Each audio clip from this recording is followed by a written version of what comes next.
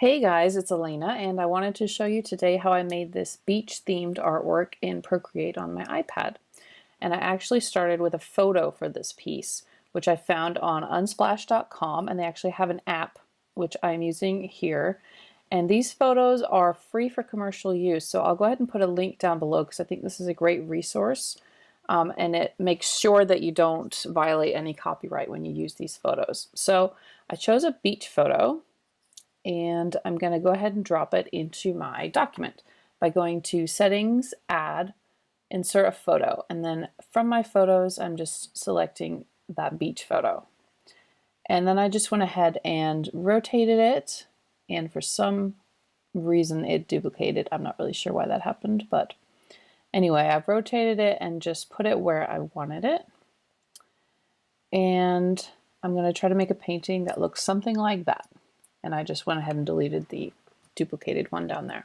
So I've added a new layer over the photo, which is very important. Do not paint directly on the photo because you will not be able to separate the two. And I'm going to go ahead and make a palette. So I made a new palette, and I'm selecting some colors from the photo by hitting that little button right in the middle of the two sliders on the left, and just selecting some different colors to put into this custom palette.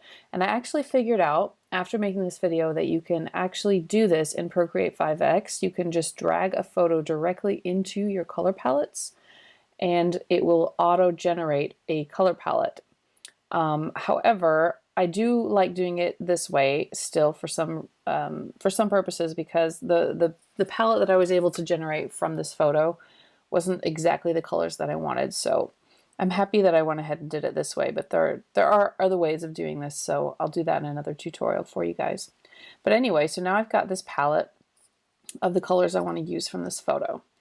And I'm going to go ahead and use my alcohol ink brushes, which are available in my shop. There's a link down below.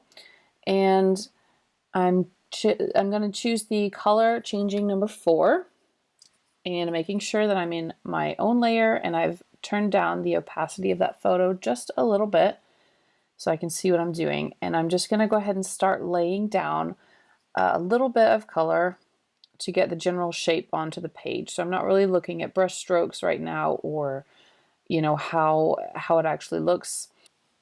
So I had laid all that down with color changing number 4, which kind of looks a bit like sea mist to me, but now I've changed brushes to color changing number 5, because to me that looks a bit like waves and swirly whirlies that can look like water. So I'm just adding a bit of that in the same color and blending it all together on the same layer.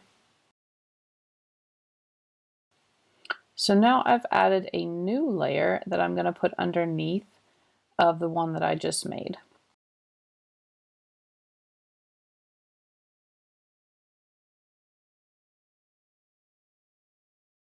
And I'm choosing a bit more of a brighter greenish color. And the same brush, color changing number 5, I'm just adding a few more touches to make it have a bit more color in it.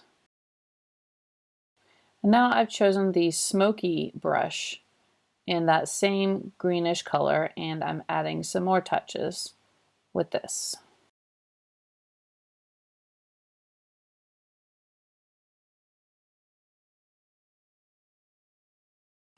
And I'm sorry about the shaking. It seems like I was bumping into the camera with my head.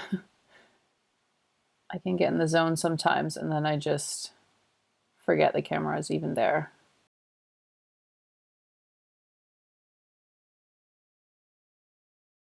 So periodically I'm turning the photo on and off just to get a general idea of what I wanted to do.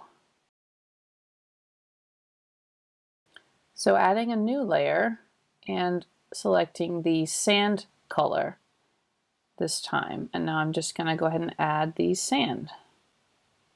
So I went with the smoky brush again for the sand. And the more you press with this brush, the more that it actually erases what you've just drawn. So I'm using quite a bit of pressure to make it really light, but still with some texture in it.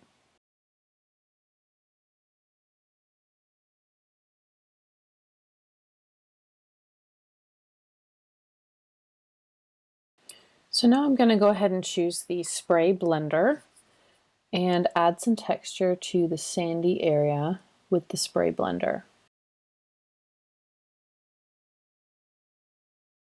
Just a few touches here and there to make it have more of a speckled texture to it. Then I went ahead and chose the hairdryer number 2 and just added a tiny bit more texture to the sandy area. So at this point I wasn't completely happy with how the sand was looking. It was still not dark enough. So I decided to go ahead and take my flat inker brush and add some darker color to the sand.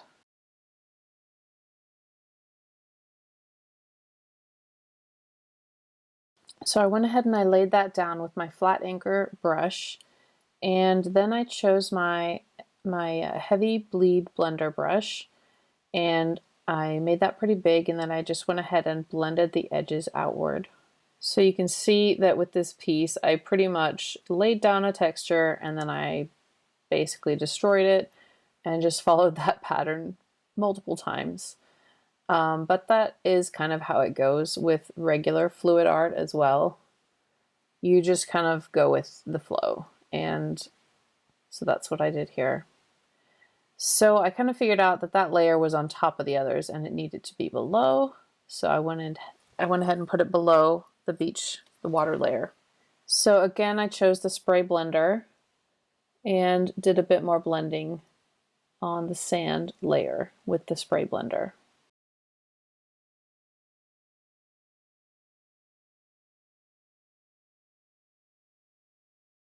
So back onto the water layer, I selected my dense splatter brush and I've gone to the white color that I had sampled from the photo, and I'm going to add a bit of spray at the top of the water that I've drawn.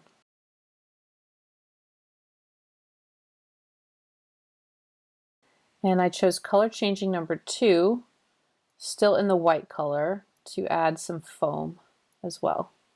So I just kind of went along very carefully adding and building up this white foamy texture all along the edge, just like in the photo.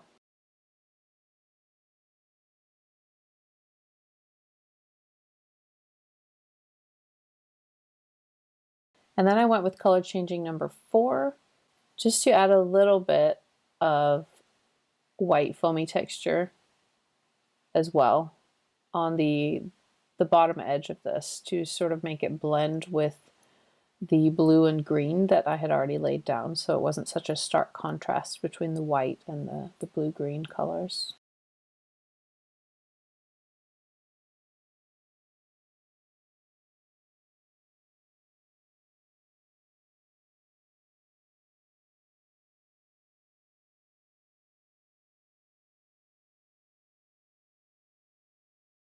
At this point I took my mister brush, still in the white color, and then I added some splashy drops all along this edge.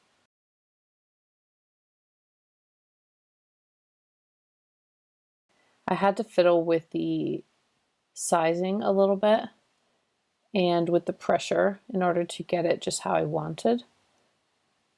With this brush, you can, wherever you start from, it takes that color and splashes it outwards.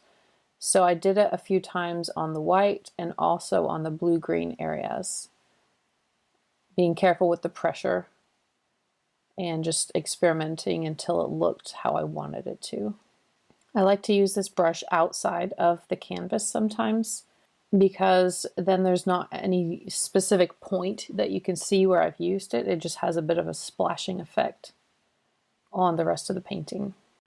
At this point, I wanted to add a couple of darker touches around the bottom edge, and so I chose my color changing number 8 and I just added very sparingly some little bits on these corners in that brush. And believe it or not, on this painting I actually managed to not use any metallics, which is very unheard of for me, but I decided to just leave it as it was, and I was pretty happy with how it turned out without the metallics. So anyway, I hope this is fairly easy to replicate for anyone wanting to make a beach style painting, and let me know if you have any questions, and I've got all my links down below, and don't forget to subscribe, and thanks for watching.